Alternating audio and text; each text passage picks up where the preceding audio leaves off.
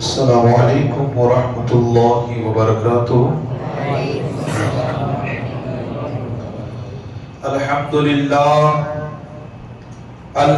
للہ رب العالمین والعاقبۃ للمتقین والصلاة والسلام على من كان نبيا وآدم بين الماء والطين وعلى آله وأصحابه أجمعين، أما بعد فأعوذ بالله من الشيطان الرجيم، بسم الله الرحمن الرحيم.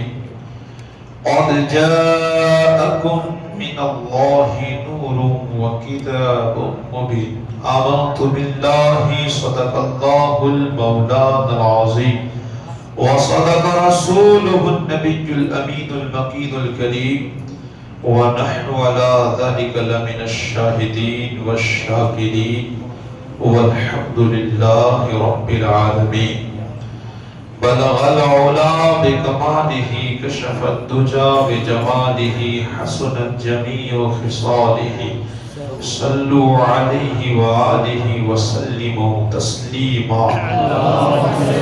اللهم صل على سيدنا مولانا محمد وبارك وسلم.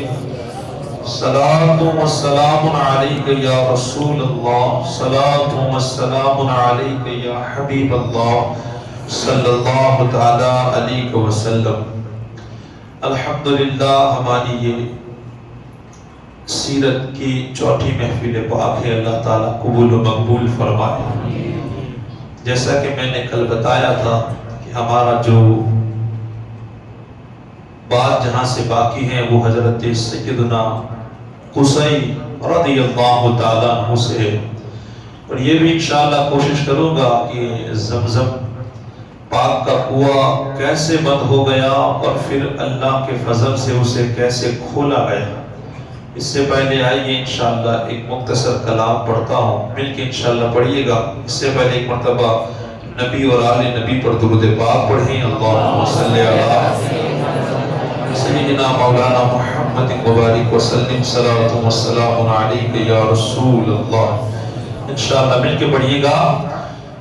نور والا آیا ہے، نور لے کر آیا ہے، نور والا آیا ہے، نور لے کر آیا ہے. سارے عالم میں یہ دیکھو کیسا نور چھایا ہے. الصلاۃ کا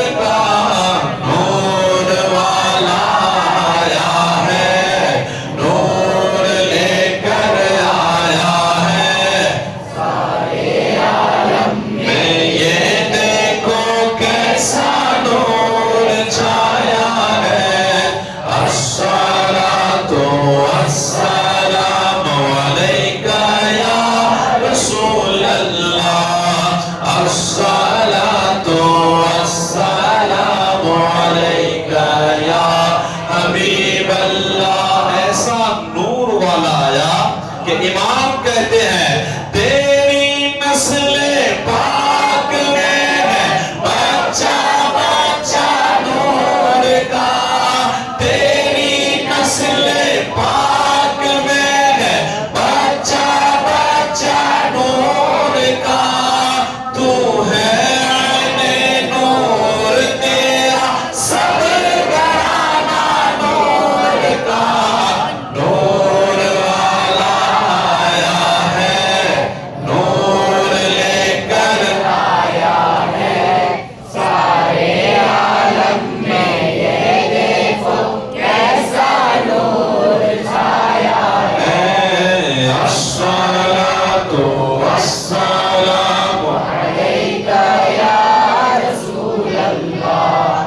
الصلاۃ والسلام علیکہ یا حبیب اللہ. یہ کلام ہی ایسا ہے الحمدللہ جتنے اشعار ملاتے جائے اتنا خوبصورت لگتا ہے.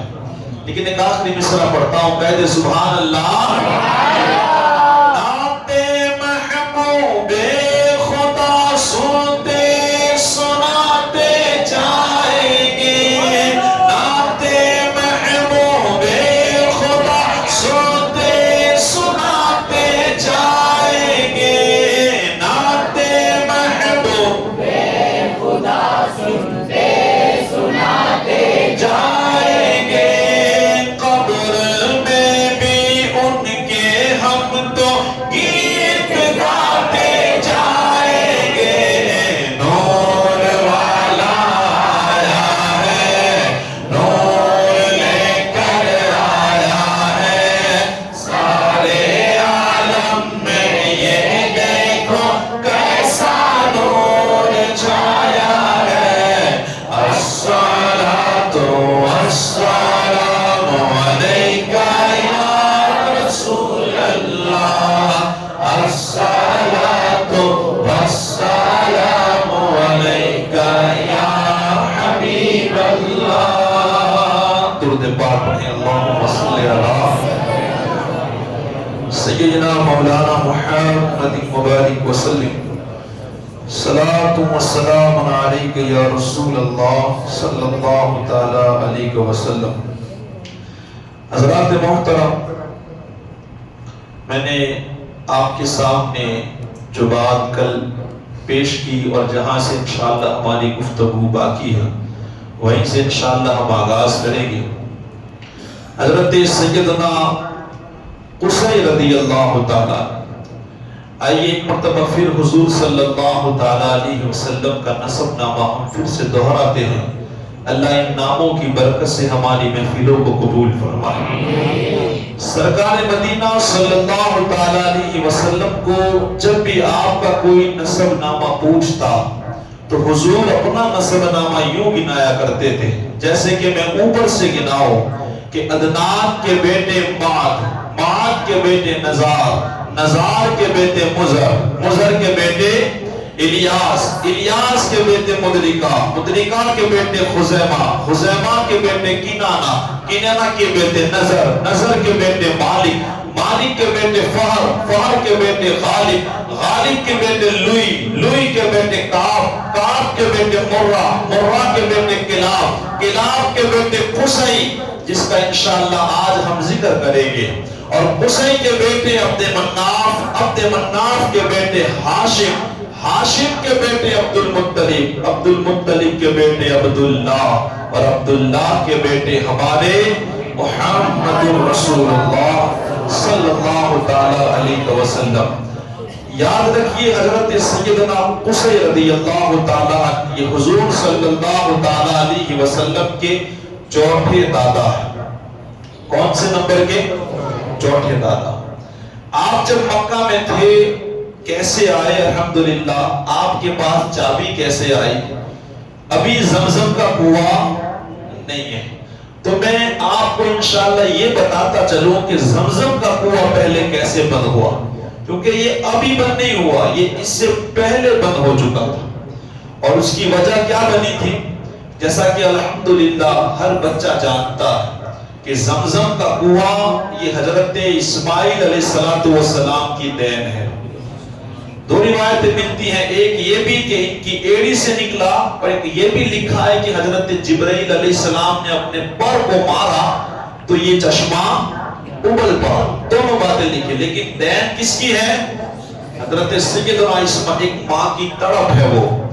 تو کہتے ہیں کہ مشہور بات ہے کہ یہ چشمہ نکلا، کنواں بنایا گیا، وہاں حضرت ہاجرہ حضرت اسماعیل علیہ السلام رہتے تھے۔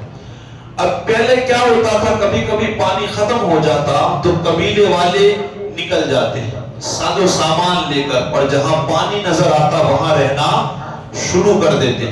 تو ایک قبیلہ یمن سے نکلا تھا جس کو کہتے ہیں قبیلہ جرہم۔ جب یہ قبیلہ وہاں سے نکلا، چلتے چلتے پانی کی تلاش تھی اسے، اس نے دیکھا کہ فلاں جگہ کچھ پرندے نظر آتے ہیں، انہیں لگا کہ ضرور وہاں اب پرندے ہیں مطلب پانی ضرور ہوگا۔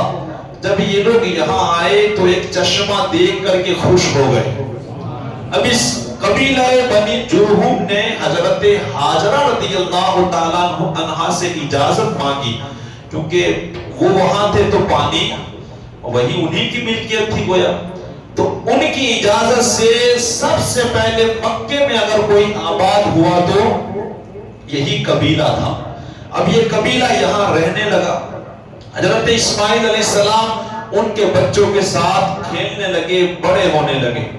کہتے ہیں کہ جب بڑے ہوئے تو حضرت اسماعیل علیہ السلام اور اس قبیلے کا ایسا کوئی رشتہ، یہ تو اجنبی تھے، لیکن جب بڑے ہوئے تو انہی قبیلے کی لڑکی سے آپ نے شادی کر دی، گویا آپ کا وہ سسرال ہو گیا اور رشتہ مضبوط ہو گیا۔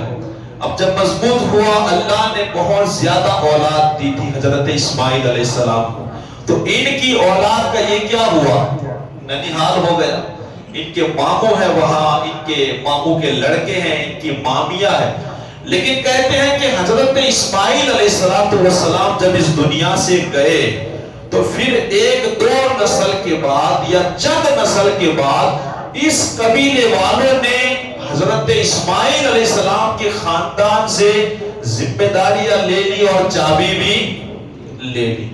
مکے کی چابی جب حضرت ابراہیم علیہ السلام نے مکہ بنایا تو وہ پوری ذمہ داری حضرت اسماعیل علیہ السلام کی تھی، لیکن اس قبیلے والوں نے کیا کیا، وہ چابی اپنے پاس لے لی۔ اب جب لے لی تو لکھتے ہیں کہ ایسی پریشانیاں بھی آئی کہ حضرت اسماعیل علیہ السلام کی اولاد کچھ مکہ چھوڑ کے چلی گئی، ہو سکتا ہے ان کے کچھ جھگڑے آپس کے کچھ بناؤ بنے ہو، تو ان لوگوں نے مکے کو بھی چھوڑ دیا۔ اور یہ بھی بتایا گیا ہے کہ ان لوگوں نے اتنا بیسر کیا کہ یہ لوگ مکہ چھوڑ کے، حضرت اسماعیل علیہ السلام کی اولاد مکہ چھوڑ کے چلی گئی۔ جب یہ چلی گئی، اب یہ قبیلہ یہاں اکیلا رہ رہا تھا۔ اب کہتے ہیں کہ اس کی بھی نسل آگے بڑھنے لگی، کعبے کی حفاظت یہی لوگ کر رہے تھے، لیکن ان کی نسل میں ایک بندہ ایسا حاکم بنا جو بڑا ظالم تھا۔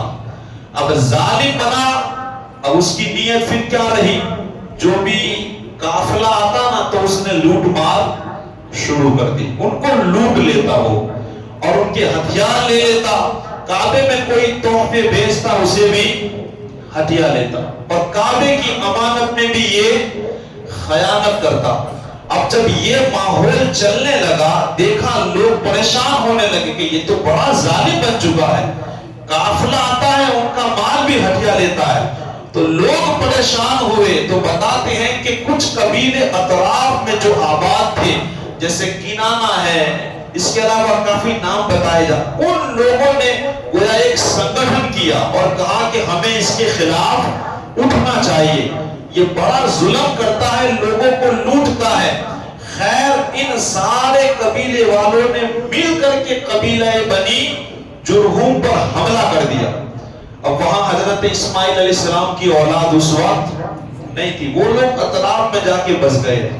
اب جب حملہ ہوا نا تو وہ سارے قبیلے والے ایک ساتھ حملہ کیا، تو اس میدان میں بنی جرہم ٹک نہیں سکا. حالات یہ بنے کہ ان کو مکہ چھوڑنے کی باری ان کی آ گئی. اب ظاہر سی بات ہے جب اللہ کے گھر کے ساتھ کوئی ایسا کرے گا تو اللہ اس کی کبھی مدد کر سکتا؟ کبھی اللہ کی مدد نہیں آئے گی. لیکن یہ لوگ جب جانے لگے تو جاتے جاتے انہوں نے کیا کیا؟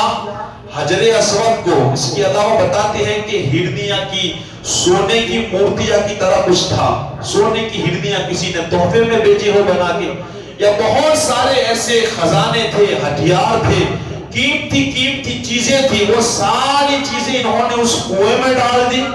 حجر اسود کو بھی کنویں میں ڈال دیا اور بالکل برابر کر دیا. یہی قبیلے والے لوگ تھے جنہوں نے زمزم کے کنویں کو بالکل بند کر دیا تاکہ ہم یہاں سے جا رہے ہیں تو اس کو کوئی استعمال نہیں کرنا چاہیے. ان قبیلے والوں نے یہ کیا. اب یہ قبیلے والے یہاں سے کہاں گئے؟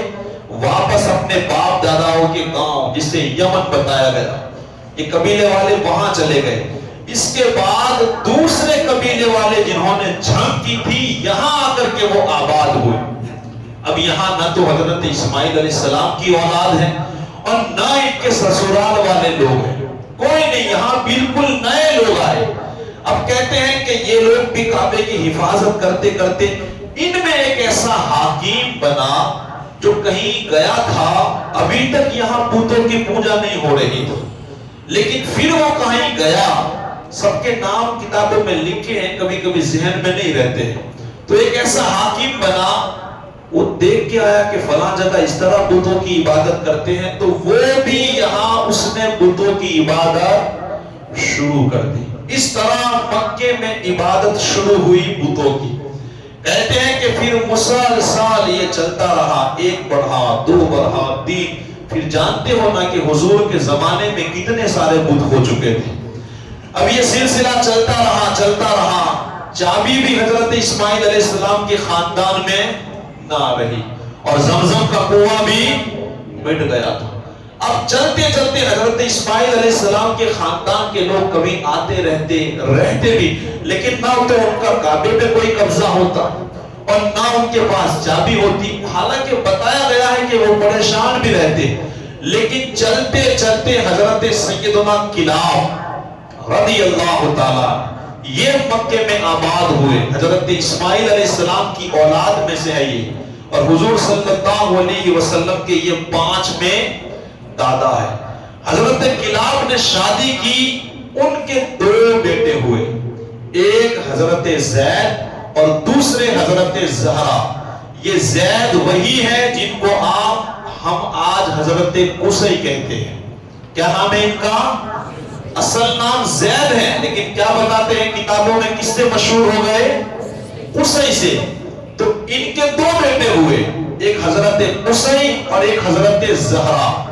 ابھی حضرت قصی بچپنے کا عادت تھا کہ باپ کا انتقال ہو گیا. جب باپ کا انتقال ہوا تو ان کی ماں نے دوسری شادی کی، اور شادی جس کے ساتھ کی نا وہ مکے سے بڑی دور رہتا تھا. اب شادی ہوئی تو وہ تو اپنی بیوی کو اپنے گاؤں لے کے چلا جائے گا. تو جب ان کی عورت حضرت قصی کی ماں جانے لگے تو سوچا کہ میرے 2 بیٹے ہیں، ایک زہرا ہے وہ بڑا تھا تو اسے مکے ہی میں چھوڑ دیا کہ یہ تو چلو سیٹ ہو جائے گا.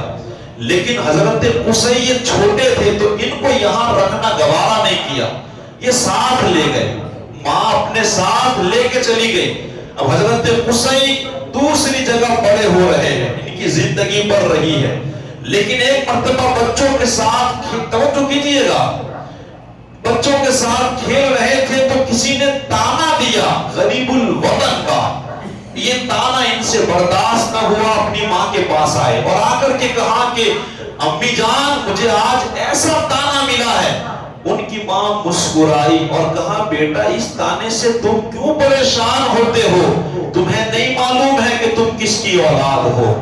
یہ وہ تھے جن کی پیشانی میں نور محمدی چمک رہا تھا. کہا بیٹا تم تو مکے کے واسی ہو اور یاد رکھو تم کلاب بن مرہ کے بیٹے ہو. تم نہیں جانتے یہاں جتنے قبیلے والے ہیں ان سارے قبیلوں میں تمہارا نسب اعلیٰ ہے. جب یہ سنا تو حضرت قصی کہتے ہیں کہ مجھے یہاں رہنا، اب مجھے اپنے قبیلے جانا ہے، میں یہاں یہ طعنے برداشت نہیں کر سکتا، مجھے جانا ہے۔ ان کی ماں سے بڑی ضد تھی کہ نہیں مجھے مکہ ہی جانا ہے۔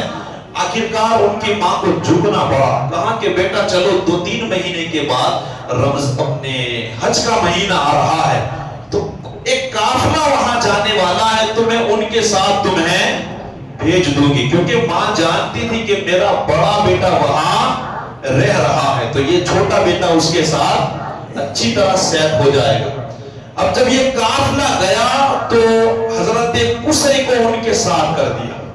حضرت قصی رضی اللہ تعالیٰ جب مکے پہنچے تو وہ اپنے بھائی زہرا کے ساتھ رہنے لگے۔ اللہ اکبر، یہ نور محمدی کے ساتھ پروان چڑھے۔ جب جوانی کا عالم ہوا، جوان ہوئے اور شادی کے جب لائق ہو گئے نا، تو جو کعبہ کے متولی تھا انہی کی لڑکی کے ساتھ انہوں نے اپنا رشتہ بھیجا۔ کون؟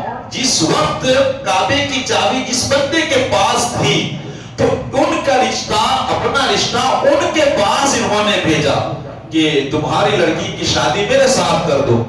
اب وہ جو متولی صاحب تھے گویا وہ جانتے تھے کہ ان کا نسب بڑا اعلیٰ ہے، یہ بڑے لوگ تھے اور الحمدللہ خوبصورت ایسے تھے اور پیشانی میں نور محمدی، تو کیسے لگتے ہوگے؟ اب وہ رشتے کو ٹھکرا نہیں سکا، اسے تو بڑی خوشی ہوئی کہ یہ تو بڑی اچھی بات ہے، اتنا اعلیٰ رشتہ میری بیٹی کے لیے آیا۔ تو اس کعبہ کے متولی نے اپنی بچی کا رشتہ حضرت قصی رضی اللہ تعالیٰ عنہ کے ساتھ کر دیا۔ اب کہتے ہیں کہ تھوڑے ٹائم کے بعد وہ بوڑھا ہو گیا، تو اس نے سوچا کہ یار میرے پاس اتنی طاقت تو رہی نہیں، تو اس نے وہ چابیاں اپنی بیٹی کو دی۔ وہ حضرت قصی کی بیوی نہیں، اس کی دوسری کوئی بیٹی ہوگی، اس کو دے دی، کہا بیٹی یہ چابی تو رکھ، میں بوڑھا ہو گیا ہوں، اب مجھ سے یہ کام نہیں ہو پا رہے۔ تو بیٹی نے چابی لے لی اور بیٹی چابی لینے کے بعد کہنے لگی کہ میں تو عورت ہوں، کیا میں جا کر کے کعبے کا دروازہ کھولوں گی؟ یہ سب کام تو میں کر نہیں سکتی۔ تو بیٹی نے وہ چابی اپنے بچے کو دے دی کہ بیٹا یہ چابی تو رکھ اور یہ ذمہ داری تو نبھانا۔ حضرت قصی رضی اللہ تعالیٰ عنہ نے جب دیکھا کہ چابی گویا رشتے میں آپ اس کے کھالو لگے گی، کیا لگے گی؟ کھالو۔ تو انہوں نے کیا کہا اس بندے سے کہ میں تجھے ایک مشغلہ دے رہا ہوں شراب کا بھرا ہوا اور کچھ تحفہ دے رہا ہوں، بس یہ چابی تو میرے حوالے کر دے۔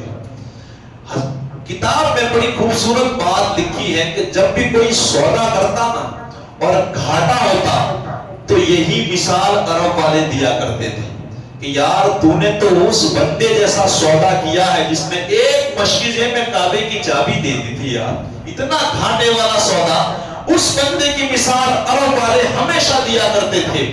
تو کہتے ہیں کہ وہ چابی جب حضرت قصی رضی اللہ تعالیٰ عنہ کے پاس آئی، اب جیسے ہی آئی، اب دوسرے قبیلے والوں سے یہ دیکھا نہیں گیا، وہ آنکھ تو بولا ہوئے کہ یہ چابی، گویا یوں سمجھو کہ اپنے قبیلے سے نکل کر کے دوسرے قبیلے میں چلی گئی۔ اور آپ جانتے ہو کہ وہاں تو اپنا قبیلہ یعنی اپنے قبیلے کے لیے لوگ خون تک بہا دیتے، اتنا سپورٹ اور جھگڑے ہوتے تھے۔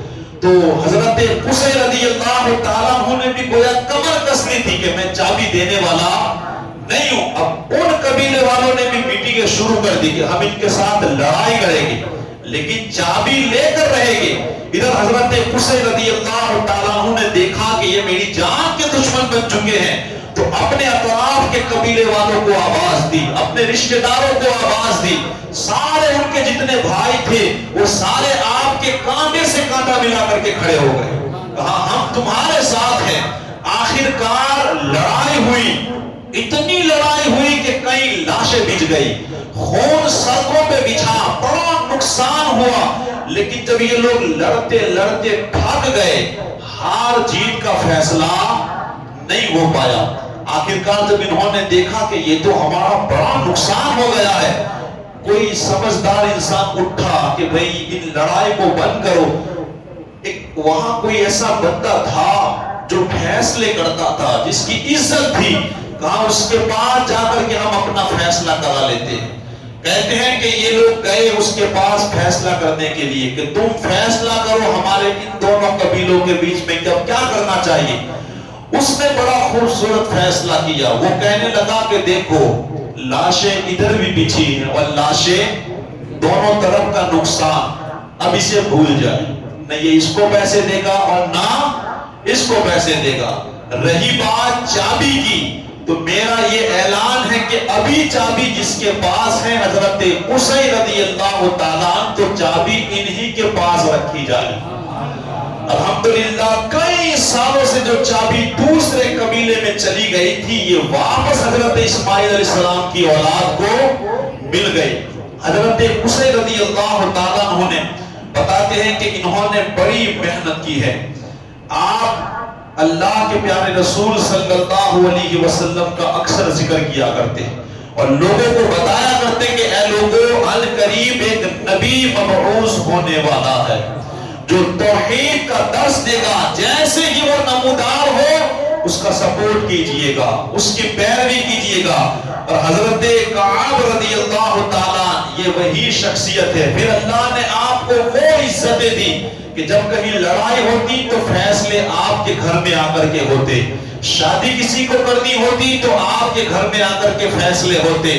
دار الندوہ ایک عمارت آپ نے نام سنا ہوگا، مکے میں سب سے پہلے جس ذات نے بنائی وہ حضرت قصی کی ذات تھی۔ اس دار الندوہ میں مشورے ہوا کرتے تھے اور ایک شرط یہ بھی رکھی گئی تھی کہ 40 سال کا انسان ہی اندر جا سکتا ہے، اس سے کم عمر کا انسان اندر داخل نہیں ہو سکتا، اس کی اوپر کا یعنی کہ وہ بڑا تجربے والا ہوگا۔ اب وہ جو نصیحت کرے گا یا کوئی بات رکھے گا تو اس کی بات میں وہ کہتے ہیں نا ہمارے بھاشا میں کہ بھومیار انسان، تجربے کار۔ تو ایک شرط یہ رکھی گئی تھی۔ اس کے علاوہ حضرت ابراہیم خلیل اللہ علیہ السلام نے جو کعبہ بنایا تھا اب وہ عمارت بڑی کمزور ہو گئی تھی، تو حضرت قصی رضی اللہ تعالیٰ عنہ کی وہ ذات ہے جنہوں نے کعبہ کو شہید کر کے دوبارہ کعبہ بنایا۔ یہ حضرت قصی رضی اللہ تعالیٰ عنہ کی ذات ہے۔ اللہ اکبر۔ اس طرح اللہ نے بڑی عزت دی۔ حضرت اسماعیل علیہ السلام کی اولاد کو بڑا فائدہ ہوا، وہ مکے آ کر آباد ہونے لگی، اپنے گھر بنانے لگی۔ آخر کار حضرت قصی رضی اللہ تعالیٰ عنہ کی شادی ہوئی، یہ نور اور آگے بڑھا اور ان سے حضرت عبد مناف دنیا میں تشریف لائے۔ یہ نور ان کی پیشانی میں پہنچا۔ حضرت عبد مناف کو بھی اللہ نے بڑی عزتیں دی، ان کی پیشانی میں نور محمدی چمک رہا تھا۔ ابھی زمزم کا کنواں یہ بالکل بند ہے اور لوگوں کے ذہن میں سے بات بھی نکل گئی ہے، ختم ہو چکی ہے، کوئی نہیں جانتا کہ یہ کنواں بھی کبھی تھا۔ حضرت عبد مناف رضی اللہ تعالیٰ عنہ نے شادی کی اور یہ نور اور آگے چلا اور ان سے حضرت ہاشم پیدا ہوئے۔ کون؟ یہ حضور کے پردادا ہیں، بڑے قریب آ گئے ہیں، یہ حضور کے پردادا ہے۔ کہتے ہیں نا کہ حضور الحمدللہ ہاشمی گھرانے سے مانے جاتے ہیں، تو حضرت ہاشم رضی اللہ تعالیٰ عنہ کو بھی اللہ نے بڑی عزتیں دی۔ آپ جوان ہوئے، ایک وہاں عرب والوں میں ایک ایسی عادت تھی اتنی خراب، پیسے نہیں ہوتے نا، اگر بندہ بڑا کمزور ہو جاتا تو سوچئے ان کی غیرت دیکھیے، وہ کسی کے پاس پیسے نہیں مانگتی بلکہ جنگل میں چلی جاتی، خیمہ گاڑ دیتی اور وہاں بھوکی اور پیاسی مر جاتی اتنی، لیکن کسی کو پتہ نہیں چلنے دیتی کہ ہمارے پاس کچھ نہیں ہے۔ حضرت ہاشم رضی اللہ تعالیٰ عنہ نے جب یہ دیکھا کہا یہ تو بہت بری بات ہے، لوگوں کو سمجھایا کہ تمہارے پاس پیسے نہیں ہے تو اپنی جان کیوں اس طرح قربان کر دیتے ہو۔ امیروں کو سمجھایا کہ یار تمہیں سمجھنا چاہیے، اگر کوئی مفلس ہو جائے، غریب ہو جائے تو ایک امیر ایک غریب کو لے جائے۔ اس طرح یہ کام چلنے لگا۔ اس کے بعد الحمدللہ کوئی جنگل میں جا کر اپنی موت اس طرح نہیں دیتا تھا۔ یہ حضور کے گھرانے دیکھیے، حضور کے آباء و اجداد پہلے کیسے کام کرتے تھے، کتنی فکر ان کو ہوا کرتی تھی، یہاں تک کہ ایک مرتبہ بتایا گیا آپ کا نام ہاشم کیسے پڑا۔ اب ایک مرتبہ تجارت سے آئے تو بڑا قحط پڑا ہوا تھا، کھانے کا کچھ نہیں تھا لوگوں کے پاس. اور جب حضرت ہاشم آئے نا تو آپ کے اونٹ بہت زیادہ تھے اور اس پر آٹا لڑا ہوا تھا، تو آپ نے ان اونٹوں کو ذبح کر دیا. صحابت دیکھے آپ، اونٹوں کو ذبح کیا، اس کا گوشت پکایا گیا، شوربہ بنایا گیا، اور ان آٹے کی روٹیاں بنا کر کے توڑ توڑ کے ان شوربے میں ڈال کر سب کو پیٹ بھر کر کے آپ نے کھلایا، پیٹ بھر کر کے. ہاشم کا معنی یہی ہوتا ہے کہ روٹیوں کو توڑ کر شوربے میں ملا کر کے کھلانے والا. الحمدللہ. اور آپ کا پھر یہ جو پیشانی میں نور تھا یہ آگے کیسے بڑھا؟ کہتے ہیں کہ آپ ایک مرتبہ جا رہے تھے شام کی طرف، تو یثرب ہو کر کے گئے. کہاں سے گئے؟ یثرب گئے، اور یثرب سے پھر شام جانا تھا. تو جب یثرب گئے، یاد رکھیے گا یثرب کون سی جگہ ہے آپ جانتے ہو؟ آپ کو معلوم ہے یہ یثرب ہے. دنیا میں یثرب سے یہ مشہور تھا، لیکن دیکھیے ہمارے نبی کا کمال. جب یثرب میں حضور نے قدم رکھا، وہ یثرب نہیں، وہ مدینۃ المنورہ بن گیا. حضور کا فیضان تو دیکھیں آپ. الحمدللہ ہم سنیں گے کہ حضور کی برکتیں کیا ہوتی ہیں. بس انشاءاللہ آج کا دن، کل کا دن، پھر انشاءاللہ دیکھیے حضور کا مقام، دیکھیے اللہ کو کتنی محبت، ان کو کتنا پیار ہے. تو آپ جب یثرب سے ہو کر کے گئے تو ایک لڑکی آپ کو پسند آ گئی، اور جیسے ہی پسند آئی تو اس کے باپ کو آپ نے بات کی، کہا کہ تمہاری بیٹی مجھے پسند ہے، آپ شادی کر دیں. تو باپ نے کہا کہ کوئی بات نہیں، میں شادی کر دیتا ہوں، لیکن میری ایک شرط ہے. کہا کیا شرط ہے؟ کہا کہ اولاد میرے گھر میں جنم لے گی. کیا کہا؟ آپ دیکھیے، اب سمجھ رہے ہو نا، اولاد کہاں جنم لے گی؟ میرے گھر میں. آج ہم بہو لاتے ہیں تو کام کراتے ہیں پیٹ بھر بھر کے، اور اگر وہ پیگنٹ ہو جائے تو 8 مہینے 7 مہینے تک کام کراتے ہیں، اور جب ڈیلیوری کا خرچ آتا ہے جا تیرے باپ کے گھر ہے. کہ ہماری اس کو کیا کہتے ہیں، وہ مرد والی عادت نہیں بولتے اس کو. حالانکہ اسلام کے طریقے سے دیکھا جائے نا تو یہ خرچہ تو اس کے شوہر کے اوپر تھا کہ وہ اٹھائے، اور ہم کیا کرتے ہیں، اس کے گھر بھیج دیتے ہیں تاکہ اس کا باپ خرچہ اٹھائے. یہی سب باتیں ہیں جس نے ہمارے معاشرے کو تباہ کر کے رکھا ہے. اب آپ بتائیں، آج تو نارمل بھی اگر ڈیلیوری ہو نا تو 10 سے 15 ہزار روپے کا خرچہ ہے، اور اگر سیزر کیا جائے تو اللہ خیر کرے 50 سے 60 ہزار. ہمیں اسلام یہ درس نہیں دیتا. میں تو کہتا ہوں جائے اس کے ماں کے گھر، لیکن شوہر کی ذمہ داری ہے کہ وہ ڈنڈے کی چوٹ پر وہاں کہے کہ جتنا خرچہ ہوگا وہ میں دوں گا، تمہیں اپنی جیب سے نہیں دینا ہے، کیونکہ اس کو نان و نفقہ کے ساتھ میں اپنی ذمہ داری پہ لایا ہوں. بیمار ہوتا ہے، میں نے اکثر یہ چیز دیکھی ہے، لڑکی بیمار ہو جا تیری ماں کے گھر. ہاں وہ جب دوا خرچہ سب ٹھیک ہو جائے، اب ادھر ہمارے کپڑے دھو، ہمارے باسن گھس، ہمارا یہ کام کر، ہمارا وہ کام کر، پھر بیمار ہو جا تیری ماں کے گھر. یعنی خرچہ باپ اٹھائے. اور یہی دیکھا گیا ہے، لوگ ٹیمپے میں جا کے دیکھتے ہیں کہ کیا کیا دیا ہے. کوئی یہ نہیں دیکھتا کہ باپ نے اپنا کلیجہ دے دیا، کس طرح پالا تھا. مجھے اس پر کافی باتیں بولنی تھی لیکن وقت نہیں ہے. ہمارے انشاءاللہ کل کا موضوع یہی رہے گا، وہ میں آخر میں انشاءاللہ بتا دوں گا کہ معاملہ کیا ہے. تو کہنے کا مطلب یہ کہ دیکھیے وہ کتنے خوددار تھے، وہ جانتے تھے کہ بیٹی جہاں جاتی ہے بچہ وہی جنم لیتا ہے. لیکن اس باپ نے کہا کہ بھئی بیٹا کوئی بھی اولاد ہو تمہارے گھر جنم نہیں لے گا، وہ میرے گھر آنا چاہیے. تو حضرت ہاشم نے ایک ٹھنڈی سانس لی، کہا چلو کوئی بات نہیں. وہ اتنے مرد تھے، خرچہ اٹھانا جانتے تھے. حضرت ہاشم نے کہا کہ ابھی تو میں جا رہا ہوں شام تجارت کرنے کے لیے، لیکن جب واپس جاؤں گا مکہ تو میں اپنی بیوی کو ساتھ لے جاؤں گا. کیسی شادی یار، کسی کو پتا بھی نہیں چلتا شادی ہو جاتی ہے. اور یہاں تو صرف لڑکی دیکھے نا تو وہ بھتیجے سے لے کر پوتے سے لے کر دادا نہیں پردادا کو بھی پتا چلتا ہے ہاں کہ اس نے لڑکی دیکھ لی ہے. اور منگنی ہو نا تب تو اپنے گاؤں میں ڈھڈورا پیٹا جاتا ہے. شادی نے تو برباد کر کے رکھ دیا ہے. اور کہتے ہیں نا جب شادی کی تاریخ ہو تو دادا نہیں وہ پیر صاحب اگر قبر میں ہو نا تو کنگوتری رکھ کے ان کو بھی بتاتے ہیں کہ ہمارے گھر شادی ہے، آپ آئیے گا، یہ ہمارے حالات ہیں۔ عرب والوں کے اندر تو جانیے شادی ہوتی تھی، پڑوس کو نہیں پتا چلتا تھا کہ اس کی شادی ہو گئی، شادی کے بعد پتا چلتا تھا کہ یہ اس کی بیوی ہے، اس نے شادی کر لی ہے۔ حضرت ہاشم سفر پہ جا رہے ہیں، لڑکی پسند آئی، شادی کر لی، جب واپس آئے تو اپنی بیوی کو ساتھ لے کر کے آئے، اور جب آئے الحمدللہ ان کی ایک شرط تھی۔ شرط کیا تھی؟ جب آپ کی بیوی حاملہ ہوئی اور بچہ جنم دینے کی باری آئی تو آپ اپنے گاؤں پھر یثرب، جسے آج مدینہ کہا جاتا ہے، وہ وہاں چلے گئے۔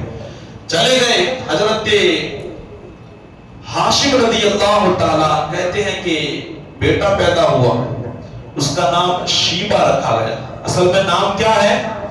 شیبہ بتاتے ہیں، ایک دو نام اور بتاتے ہیں جس کو آج ہم سب حضرت عبد المطلب کے نام سے جانتے ہیں۔ حضور کے دادا پیدا ہوئے۔ اب کہتے ہیں کہ حضرت ہاشم وہ تجارت کے لیے شام گئے نا تو وہاں ان کا انتقال ہو گیا، وہ اپنی اولاد کو مکہ بھی نہ لا سکے۔ اب وہ حضرت عبد المطلب وہ یثرب میں بڑے ہو رہے۔ اب اچانک جب ان کا بچپنا تھا، ابھی چھوٹے تھے، بچوں کے ساتھ تیر اندازی کھیل رہے تھے کہ آپ نے ایک تیر کا نشان مارا۔ جب نشانہ بالکل لگ گیا تو آپ یوں فخر کے ساتھ کہہ رہے تھے کہ مجھے پہچانو، میں ہاشم کا بیٹا ہوں، کیونکہ آپ کی نسل بڑی اعلیٰ تھی، ہر کوئی فخر کرتا تھا میں ہاشم کا بیٹا ہوں۔ اس وقت وہاں مکے سے ایک بندہ آیا ہوا تھا، اس نے دیکھا یار یہ ہاشم کا بیٹا ہے، وہ فوراً مکے گیا اور حضرت ہاشم کا بھائی جس کا نام تھا مطلب، کیا نام تھا؟ حضرت عبد المطلب، یہ نام کیسے مشہور ہو گیا ذرا وہ سنیے گا۔ ان کے گویا چچا ہاشم کے بھائی مطلب یہ مکہ میں رہ رہے تھے، وہ بندہ بڑی تیزی سے آیا، کہا میں نے تمہارے بھتیجے کو دیکھا ہے، وہ یثرب میں کھیل رہا تھا، کیا خوبصورت ہے اور کیا نشانہ باز ہے، وہ فخر کر رہا تھا۔ جیسے ہی چچا کو پتا چلا کہ میرا بھتیجا ہے وہ فوراً کہا میں کوئی کام نہیں کروں گا، سب سے پہلے میرے بھتیجوں کو لینے جاؤں گا۔ کہتے ہیں میری اونٹنی بہار ہے، وہ بڑی تیزی کے ساتھ یثرب یعنی مدینہ پہنچے، اور پہنچنے کے بعد ان کی اماں کو نہیں بتایا۔ کتاب میں بتایا جاتا ہے کہ کسی نے کہا کہ ان کی ماں کو خبر نہ دینا ورنہ یہ تمہیں لے جانے نہیں دے گی، ماں کا دل آپ جانتے ہیں۔ کہتے ہیں کہ وہ اونٹنی پر بٹھا کر کے، اب ظاہر سی بات ہے بچہ کھیل رہا تھا، کپڑے کیسے ہوتے گندے ہوتے، تو وہ ایسے ہی بس لے کر کے اٹھا کر کے وہ چلے آئے۔ جب شام ہوئی بچہ نہیں پہنچا تو ماں بڑی پریشان تھی، کسی نے بتایا آپ فکر نہ کرو ان کا چچا لے کے گیا، اور مطلب یہ بڑے اچھے انسان مانے جاتے تھے۔ جب یہ مکہ شریف میں آئے، اب ظاہر سی بات ہے لوگوں کی محفلیں، وہ بیٹھتے ہیں نا سڑکوں پہ لوگ، تو وہاں بھی اس طرح کچھ کھڑے تھے کچھ بیٹھے تھے، لوگ دیکھ رہے تھے یہ کس کا بچہ ہے، کیونکہ مطلب کا تو بیٹا وہ تھا نہیں۔ لوگ پوچھنے لگے اے مطلب یہ کون ہے؟ کہا یہ میرا عبد ہے۔ کون ہے؟ عبد، یعنی یہ میرا غلام ہے۔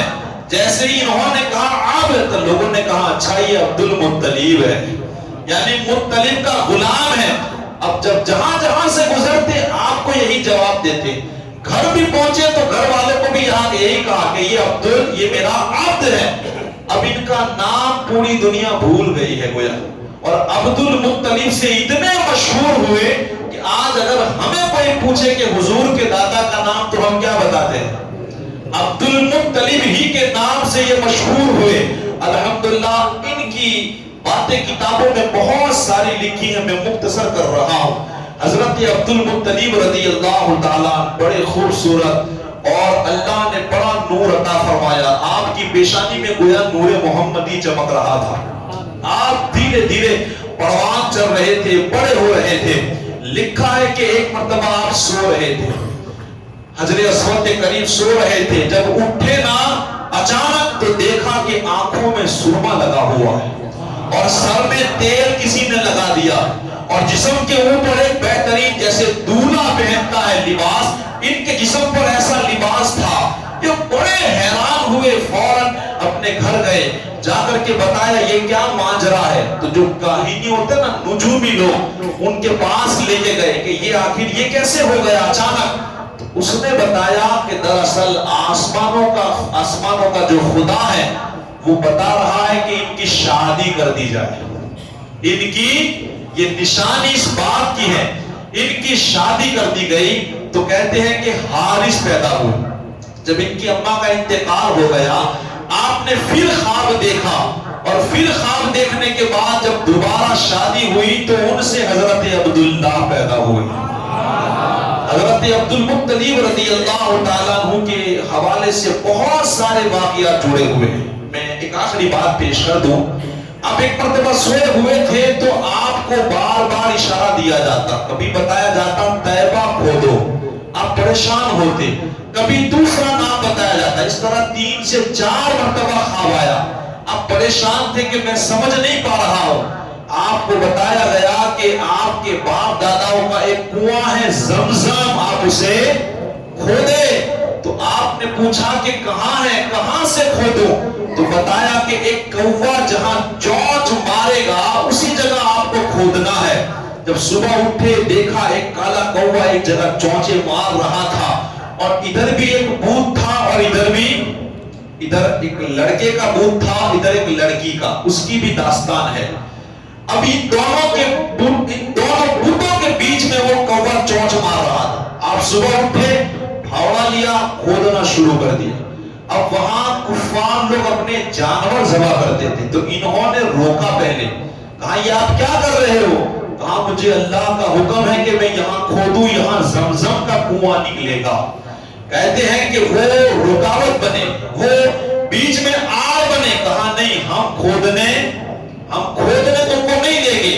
آخرکار تھوڑی باتیں ہوئی, جب کھودنا شروع کیا تو وہ جو دفن کیا تھا نا خزانہ, وہ نکلنا شروع ہو گیا. اب جب خزانہ دیکھا, آپ جانتے ہو دنیا کو, یہ کہنے لگے اس میں ہمارا بھی اب حصہ ہے, ہم تم کو ورنہ کھودنے نہیں دیں گے. عبد المطلب کہنے لگے نہیں, یہ صرف میرا ہے, یہ سب کچھ میرا ہے, اور اللہ نے مجھے. آخرکار وہ لڑائی والا معاملہ پیش آیا.